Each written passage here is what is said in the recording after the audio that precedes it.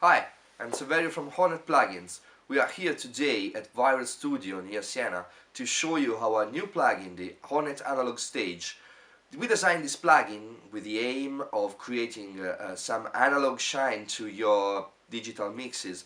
We say that because we are not emulating any specific console, but we are trying to emulate, to simulate with digital the analog technologies of different ages, and we are trying to add to your digital sound the kind of warm and the kind of top-end shine that have is typical to analog gear. And we did that with three different models. The operational amplifier models, that is the cleanest one and the most modern one, the transistor model, that it's a halfway between the more dirty and the more clean, and it has been used a lot in the 70s as this technology. And the tube model, that is the dirtiest one, and everybody knows that tubes has a wonderful distortion but are not very clean. So with these three different distortion model, you have three different kind of colors that can be used to your mixes.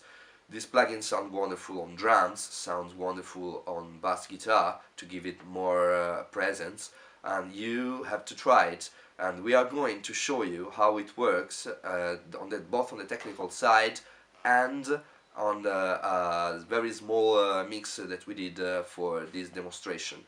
So let's see how the plugin works.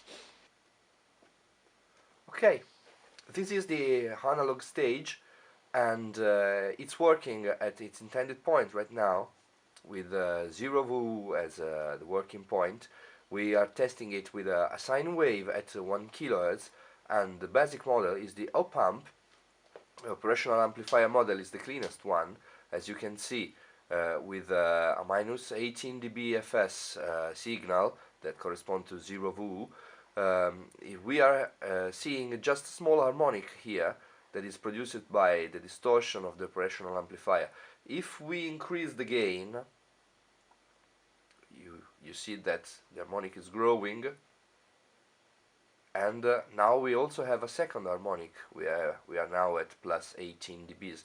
If we turn off the analog gears, we can see this better, and we clearly see the harmonics that is generating the distortion model here.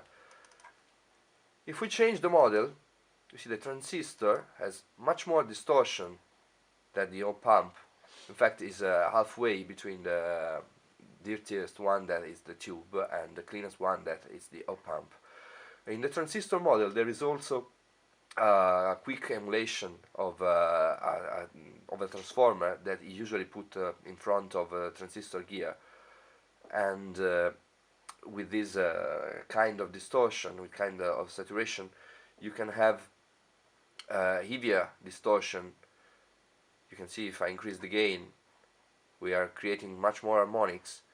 And if I go to the tube model, we get a similar result with different distribution of harmonics. You see here. And if it works at 0 dB gain, 0V here, you see that we have a quite strange distribution of harmonics, and the tube works like that and creates not linear saturation. It also reacts to the transient of the sound, because it has some kind of memory effect. So when for instance kick hit heavier the tube model, the saturation stays higher for a little bit, even if the fast transient has passed over. So it's an interesting kind of saturation, definitely the heaviest one we have in this plugin. But enough for the technical stuff. Let's go to the functional stuff. You can of course choose the model.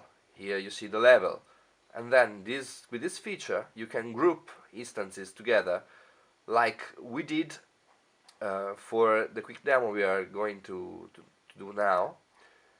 We did that for this group here. Every plugin is set to group 1. That means that if we change any of the parameters here, those parameters are set to every other plugin of the same group. Okay, for instance, if we change the different saturation, the type of saturation on one plugin, it changes on the other plugin of the same group. For example, if I select tube here and press play, the other plugin has received the information and is now using the tube model. Same stuff is valid if I change back to transistor. The same thing applies to all the others controls, so saturation, hiss, and the auto gain. If we have selected this switch here, if this switch here is selected, it appears also here, and if I now turn on auto gain, the gain is adjusted for the whole group, as you can see. Let's turn it off. And now, how does it sound? Well, the effect is not so obvious, but if you use it on every track of your mix and every buses, you can clearly hear it. We have here some stems from a pop rock song that we decided to use for a quick demo. We will have a listen to this small track with the effect turned on the transistor model and turned off, so you can judge how it sounds the analog stage. Okay, so let's have a listen at how the plugin sound. We will use the saturation switch here to turn off the processing and let you hear the difference between the processed sound and the unprocessed sound.